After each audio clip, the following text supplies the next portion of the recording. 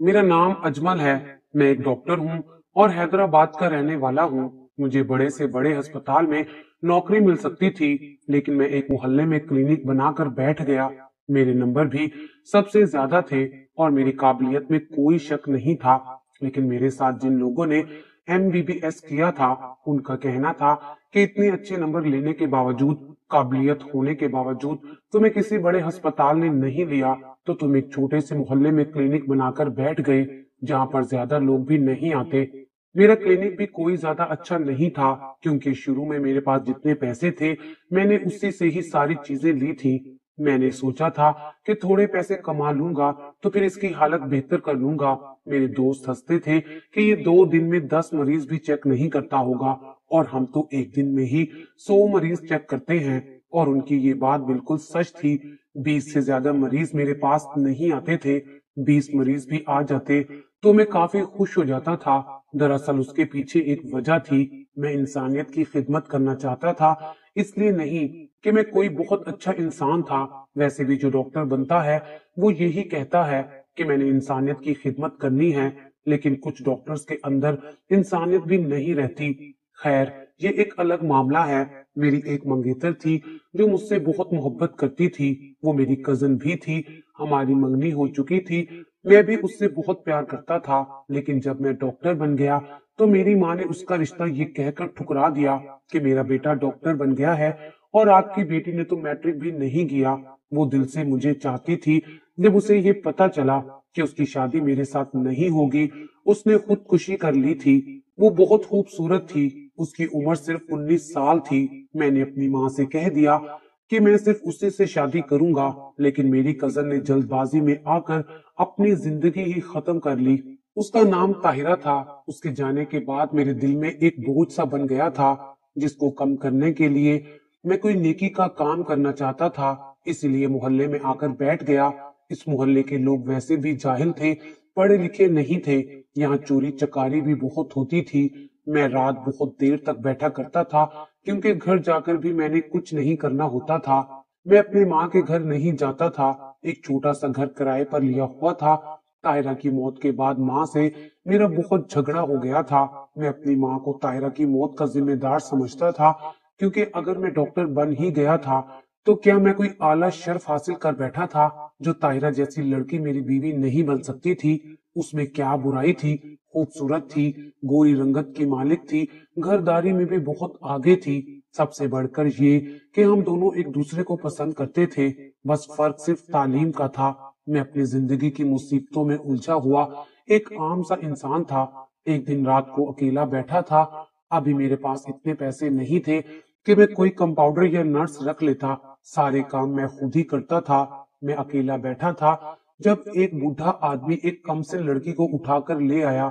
उसने लड़की को काली चादर में लपेट रखा था। उसके साथ 3 लड़के और भी थे। लड़की शायद बेहोश थी।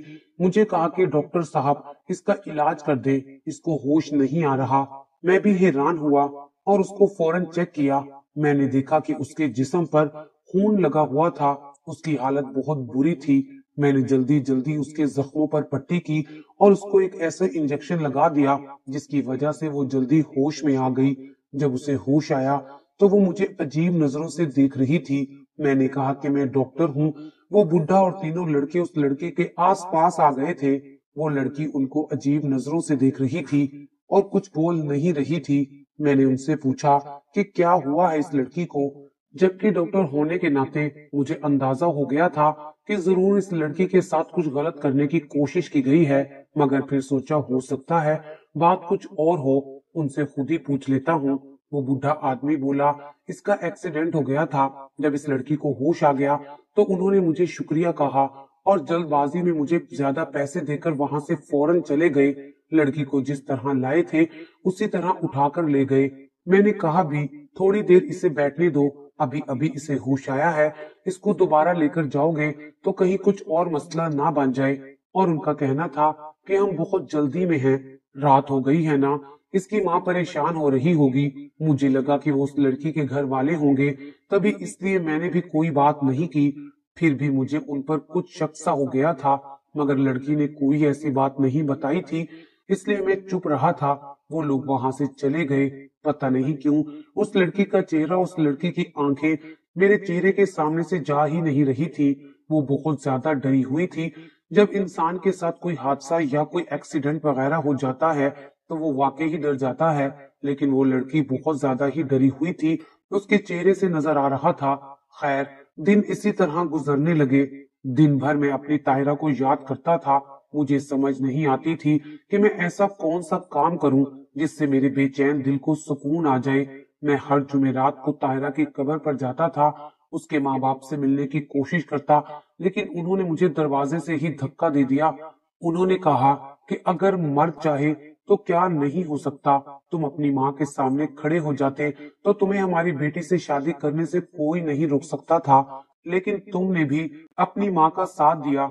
जबकि मैं उनको बार बार ये समझाकर थक गया था कि मैं उस वक्त अपनी माँ के इरादों से नावाकिफ था, और जब मुझे पता चला तब तक बहुत देर हो चुकी थी और उसके दूसरे दिन ही ताहिरा ने खुदकुशी कर ली थी। हम लोग कभी कभी फोन पर बात भी करते थे।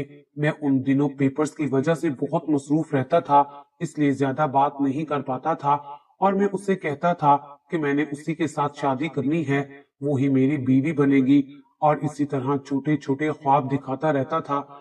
इसलिए शायद वो बहुत परेशान थी। दूसरे दिन फिर वही बूढ़ा आदमी और वो तीनों लड़के उस लड़की को उठाकर ले आए, और वो फिर से बेहोश थी। इस दफा उसे कोई बड़े जख्म तो नहीं लगे थे, लेकिन उसकी हालत बहुत बुरी थी। उन्होंने कहा कि पता नहीं इसको क्या हो गया, अचानक से बेहोश हो गई।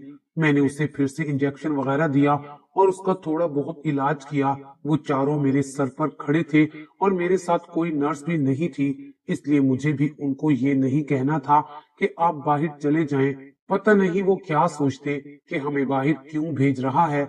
बड़े बड़े अस्पतालों में तो ऐसी बातों पर गौर नहीं किया जाता, लेकिन ऐसे छोटे मोहल्लों में लोग ऐसी बातों पर गौर करते हैं। इसलिए मुझे पता था कि इन लोगों की जहनियत थोड़ी अलग होती है, इसीलिए मैं उसी तरह से पेश आता था। लड़की को इस दफा तो होश ही नहीं आ रहा था, पता नहीं क्या हो गया था। मैंने कहा कि इसको क्या हुआ है।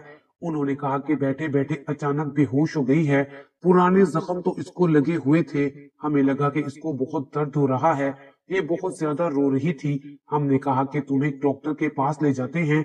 रास्ते में फिर से बेहोश हो गई। मैंने उसका थोड़ा बहुत इलाज किया और थोड़ी देर बाद उसे होश आ गया। मैंने उनको कहा कि थोड़ी देर इसको बैठने दो, इसकी तबीयत संभलने दो, लेकिन आज तो वो लोग बड़े परेशान नजर आ रहे थे।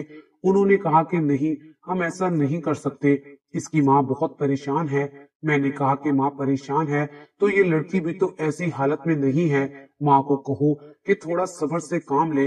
उन्होंने कहा कि इसकी माँ खुद बहुत बीमार है, इतनी बीमार कि वो बिस्तर पे पड़ी है, ठीक होती तो उसको साथ ले आते, वो बड़ी बेचैन हो रही होगी, इसलिए हम इसे वापस ले जाते हैं। जाते जाते उस लड़की ने मुझे आज फिर अजीब नजरों से देखा। वो जाते जाते मुझे ही देख रही थी, लेकिन वो बूढ़ा उस लड़की को फिर से काली चादर में छुपाकर वहां से ले गया। मुझे ऐसे लगा जैसे वो मुझसे कोई बात करना चाहती थी, मुझे कुछ बताना चाहती थी। असल में मैं अपनी परेशानी को लेकर इतना परेशान था कि मुझे हर इंसान परेशान लग रहा था। ऐसा लगता था कि सारी दुनिया में सिर्फ दुख और मुसीबत है, यहाँ कोई किसी से प्यार नहीं करता। हर इंसान की जिंदगी में कोई न कोई मसला है, क्योंकि मेरी अपनी जिंदगी में इतना बड़ा मसला था। जब मोहब्बत होती है तो सारी जिंदगी हसीन लगने लगती है, सारी दुनिया खूबसूरत लगने लगती है। इसी तरह जब इंसान किसी मुसीबत में फंसता है तो उसे ये सारी दुनिया भी ऐसी ही लगने लगती है। वो समझता है कि सारे ही मुसीबत में हैं, सब कुछ बेजार है, कोई कुछ नहीं है। मेरे साथ भी यही कुछ हो रहा था। एक दिन मैं एक बात पर बहुत ज्यादा हैरान हुआ जब मुझे ताहिरा की बहन ने फोन किया और उसने कहा कि वैसे तो मैं भी तुमसे नाराज हूँ, लेकिन ताहिरा तुम्हारे लिए एक चीज छोड़ गई है जो कि तुम्हारी अमानत है और मैं तुम तक पहुंचा देना चाहती हूँ। तुम मुझे अपना पता बता दो, मैं तुम्हारे घर नहीं आ सकती, नहीं तो तुम्हारी माँ बातें करेगी। मैंने कहा कि मैं अपनी माँ के साथ नहीं रहता हूँ, लेकिन तुम्हें यहाँ आने की जरूरत नहीं है, नहीं तो लोग न जाने क्या समझेंगे। मैंने उसे क्लिनिक का पता दिया और उसने दो चीजें क्लिनिक पर भेज दी। मैं हैरान था कि एक छोटा सा डब्बा था जिसे देखकर मुझे काफी हैरानी हुई। मैंने उसको खोला, उस वक्त मेरे पास कोई मरीज भी नहीं बैठा था। उस डब्बे के अंदर कुछ छोटी छोटी अजीब सी चीजें थी जो रोजमर्रा के इस्तेमाल की चीजें थी। मुझे ये समझ नहीं आई ताहिरा ने ये मेरे लिए क्यों भेजी। सबसे नीचे खत पड़ा हुआ था, उसमें लिखा था कि नदीम की शादी में जिस टिश्यू से तुमने हाथ साफ किया था ये वो है, और जिस चम्मच से तुमने चावल खाए थे ये वही चम्मच है। इस तरह उसने काफी सारी चीजों के हवाले दिए हुए थे। वो सारी चीजें जिनको मैंने हाथ लगाए थे और उनको इस्तेमाल करके जमीन पर फेंक दिया था वो उठाकर जमा कर लेती थी। मेरी आंखों में आंसू आ गए कि वो मुझसे कितनी मोहब्बत करती थी और मुझसे इतनी मोहब्बत करने वाली इंसान दूर हो गई। मेरे नसीब में इतनी खास और खालिस मोहब्बत लिखी थी लेकिन वो मुझे मिल नहीं सकी थी। मुझे बहुत गुस्सा आ रहा था। मेरी अम्मा ने मुझे ना जाने क्या समझ लिया था। वो अब भी बार बार मुझे कहती थी मैंने तुम्हारे लिए फलां की लड़की देखी है जो डॉक्टर है, इंजीनियर है। लेकिन मैंने भी कसम खा ली थी अब मैं अपनी माँ से मुकाबला करूंगा, और अगर मैं शादी करूंगा तो किसी गरीब लड़की से करूंगा, किसी यतीम लड़की से, ताकि मेरी माँ का गरूर तो टूटे। वैसे तो मेरी शादी का कोई इरादा नहीं था, लेकिन अगर मैं शादी करता तो मैंने सोच लिया था कि मैं किसी ऐसी लड़की से शादी करूंगा जो बहुत ज्यादा मजबूर होगी, यतीम होगी, जिसके पास देने के लिए कुछ नहीं होगा। उसे अपनी बीवी बनाऊंगा, चाहे वो अनपढ़ हो। मुझे इस बात से भी कोई फर्क नहीं पड़ेगा, वो एक डॉक्टर की बीवी कहलाएगी। शायद इस तरह मेरे टूटे हुए दिल को सुकून आ जाए और मेरे अंदर जो खला पैदा हो गया था वो भी खत्म हो जाएगा। लेकिन फिलहाल मेरा किसी से भी शादी करने का कोई इरादा नहीं था। ये बात अपनी जगह थी। आज रात फिर वो बूढ़ा और तीनों लड़के उस लड़की को लेकर आ गए और मुझे शक पड़ गया। मैंने कहा कि आप लोग जरा बाहर जाएं, तो उन्होंने कहा कि नहीं, हम बाहर नहीं जाएंगे, हम इधर ही रहेंगे। कहा कि मैं डॉक्टर हूँ, मुझे ज्यादा पता है, आप लोग बाहर जाके बैठ जाएं। लेकिन वो लोग उस लड़की को अकेला छोड़ना ही नहीं चाह रहे थे। बहुत ढीठ थे, मेरी बात का जवाब नहीं दे रहे थे। इस तरह से पेश आ रहे थे जैसे मैं कोई और जबान बोल रहा हूँ जो उनको समझ ही नहीं आ रही हो। मैंने कहा कि बड़े अजीब लोग हैं। वो लड़की मेरी आंखों में देख रही थी। मैं उसका ब्लड प्रेशर चेक कर रहा था, बुखार चेक कर रहा था। वो बार बार मेरी आंखों में देख रही थी। अचानक उस बूढ़े ने उस लड़की को कहा कि नजरें नीची करके बैठ, पागल तो नहीं हो गई। मैंने कहा कि ये इतनी बीमार है और तुम इसे डांट रहे हो, तुम्हें फिक्र नहीं है इसकी। उसने कहा कि डॉक्टर साहब, आप हमारे जाती मामले में नहीं बोले, इसका इलाज करके इसको ठीक कर दें। ये बार बार बेहोश क्यों हो जाती है, फिर हमें मसला होता है। एक लड़के ने उसके कंधे पर हाथ रखा और बोला कि मतलब हम लोग परेशान हो जाते हैं। उसने अपनी बात बदल दी। इस दफा तो मुझे शक पड़ गया और मैं उस लड़के से बात करना चाहता था, लेकिन उन लोगों ने मुझे बात ही नहीं करने दी और मैंने इस बारे में पूछा तो मुझे बड़ा पछतावा हुआ। कहीं उस लड़की के साथ कुछ बुरा तो नहीं हो रहा था। मुझे उससे पूछना चाहिए था कि वो रोज बेहोश क्यों हो जाती है। और ये सब तुम शक्ल से बिल्कुल भी मुझे अच्छे लोग नहीं लगते थे। अजीबो गरीब किस्म के ओबाश और लापरवाह किस्म के लड़के थे, और बुढ़ा आदमी तो इंतहाई बदतमीज था। ऐसे लग रहे थे जो पूरा दिन चौक में खड़े रहते हैं और इधर उधर लड़कियों को देखते रहते हैं। लेकिन इस दफा मैंने सोच लिया कि अगर ये लोग इसे दोबारा लेकर आए तो मैं कुछ ना कुछ जरूर करूंगा, और ऐसा ही हुआ। वो लोग उसे दोबारा ले आए। इस दफा उसकी हालत बहुत बुरी थी, उसे जख्म लगे हुए थे। मैंने कहा कि इसको क्या हुआ। उन्होंने कहा कि इसका एक्सीडेंट हो गया है क्योंकि इसको चक्कर आते हैं। ये बाजार गई थी और रास्ते में बेहोश हो गई है, जबकि उस टाइम रात के 11 बजने वाले थे। ये कौन सा टाइम था कि वो बाजार गई होगी, और किस टाइम बेहोश हो गई, क्योंकि इस टाइम तो कोई बाजार नहीं जाता, बाजार बंद हो जाते हैं। यानी वो लोग साफ झूठ बोल रहे थे। मैंने कहा कि मुझे इसको चेक करना होगा और जख्म पर टांके लगाने होंगे। आप लोग यहीं पर बैठे, मैं डॉक्टर हूँ, मुझे ज्यादा बेहतर पता है। अगर आप लोगों ने इलाज करवाना है तो मुझे अपने तरीके से इलाज करने दें।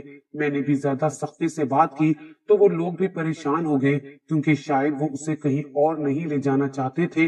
वो लोग बाहर बैठ गए और मैं उस लड़के को अंदर बने एक कमरे में ले गया जो मैंने बनाया था कि किसी मरीज को अगर ड्रिप लगाने की जरूरत हो तो यहाँ पर लेट कर उसको ड्रिप लगा सकूं। हर क्लिनिक में इस तरह का कमरा बनाना जरूरी होता है लड़की का इलाज किया तो उसे होश आ गया।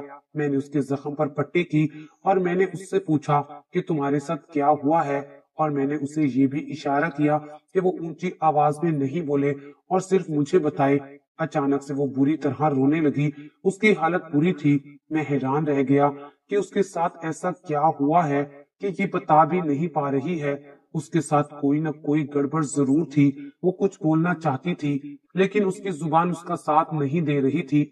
मैंने उसे कहा कि वो आराम से बैठ जाए। मैं बाहर आया और मैंने उस बूढ़े आदमी को कहा कि आज उस लड़की को होश नहीं आ रहा है, आप लोग ये दवाई लेकर आए, मेरे पास खत्म हो गई है। ये दवाई अगर उसको अभी नहीं लगाई तो ये मर भी सकती है। वो लोग हैरान रह गए और मुझसे पर्ची लेकर वो लोग दवाई लेने के लिए चले गए। अब बाहर दो लोग ही रह गए थे, इसलिए मुझे ज्यादा परेशान होने की जरूरत नहीं थी। वो अपने अपने मोबाइल में मसरूफ थे। ऐसा लगता था कि उनको लड़की की ज्यादा फिक्र नहीं थी। मैं दोबारा लड़की के पास गया। मैंने कहा तुम्हारा नाम क्या है, और जब उसने नाम बताया तो मैं हैरान रह गया। उसने कहा कि मेरा नाम नाइला है। मैंने पूछा कि क्या हुआ है तुम्हारे साथ, क्या तुम्हारा एक्सीडेंट हुआ है? उसने कहा कि मेरा कोई एक्सीडेंट नहीं हुआ। मैंने कहा कि ये लोग तुम्हारे कौन लगते हैं? ये तो कहते हैं कि तुम उनकी जानने वाली हो। उसने कहा कि ये मेरे कुछ नहीं लगते हैं, ये तो बड़े गंदे लोग हैं। असल में मैं इन तीनों लड़कों के साथ कॉलेज में पढ़ती थी और ये मेरे पीछे पीछे रहते थे। ये मेरे साथ गलत काम करना चाहते थे, मगर मैं इस टाइप की लड़की नहीं थी और इसी वजह से गुस्सा होकर उन्होंने मुझ पर इल्जाम लगा दिया, मुझे बद किरदार साबित कर दिया। मेरे अपने साथ जैली फोटो बनवा कर मेरे बाप को दिखा दी। मेरा बाप सौतेला था, उसने मेरी एक ना सुनी और मुझे घर से बाहर निकाल दिया। मेरी माँ कुछ भी नहीं कर सकी क्योंकि मेरे बाप ने कहा कि अगर तुमने भी इसके साथ जाना है तो तुझे तलाक दे दूंगा।